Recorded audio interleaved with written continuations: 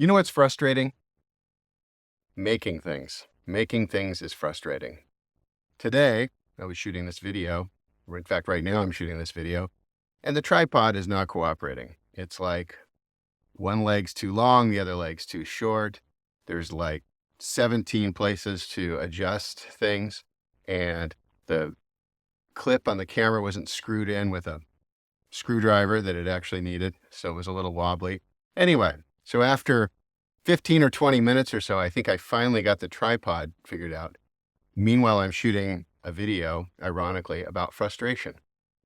Frustration is part of the creative process, and we like to wish it away. We like to escape. We want to move past it. We want to run for the hills when the creative frustration starts to happen.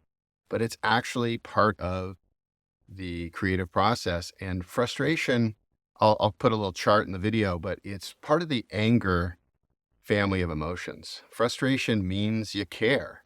It means you're wanting for something. You want to create. You're wanting to change or make something in the world that isn't there.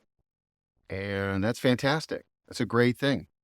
But it's not there yet. And so it's almost like there's invisible forces are opposing you. And as you're trying to create this blog post or this movie or write a song or buy a gift for somebody that you love, I mean, it could be so many things. You could be frustrated about, I just can't find the thing I'm looking for. And that is part of your anger. It's the angst. You can almost feel, I'm trying to model it a bit. It's like an angsty feeling, right?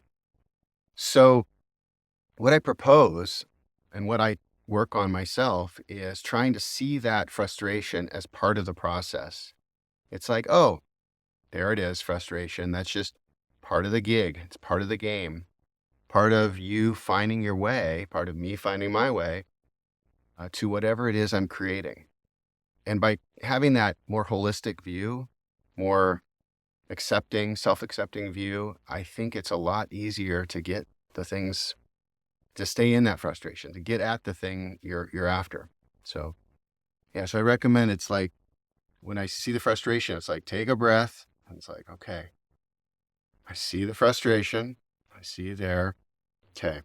Smile a little bit if you can.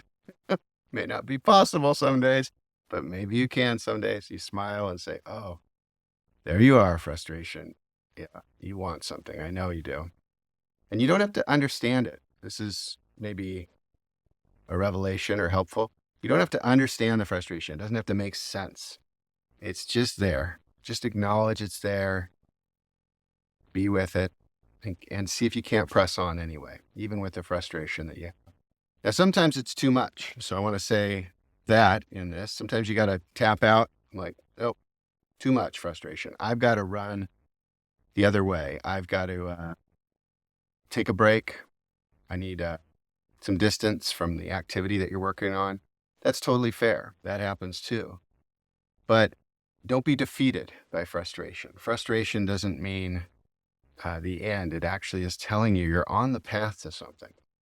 Sometimes you do have to take another turn, or you have to maybe reboot, try again. There's a famous setting or a saying in lean business models where they say it's punt, pivot, or persevere, the 3 Ps. So if you're up against a failure in business, we talk about, and when I talk to businesses in an agile context, it's like, do you pivot to a new strategy? Do you punt? Meaning maybe we're going to delay for now, going to learn some more. Or do we just persevere, which means it's kind of what I'm talking about. Stay in the hard road you're on, stay on the hard road you're on, and just persevere. Keep on pressing on. So that can be a moment in time, but don't do that with every bit of frustration. Some frustration is just par for the course. It's going to happen. Okay, so hopefully this is helpful. I put a post on Substack recently. I'm trying Substack. I'd love to know what you think of it.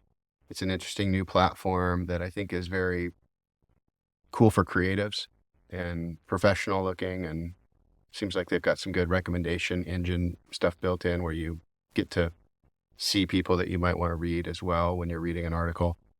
And who knows if it'll be around. 5 years from now or what kind of iterations they'll go through. But I'm trying my posts on Substack, and I have a post there on it's basically in creative life, frustration is part of the game. That's the article. So yeah, hopefully this is helpful to you, and love to hear about what your thoughts are on the video in the comments. How does frustration show up in your creative life? How do you work with frustration in a way that's self-compassionate and productive? At what point does frustration become too much and you just have to shut down and try something else or give up for a while? So thank you very much for checking this out. My name's Dave Hill Jr., and I'm an executive coach in the Seattle area. I'd love to hear more about what's going on with you.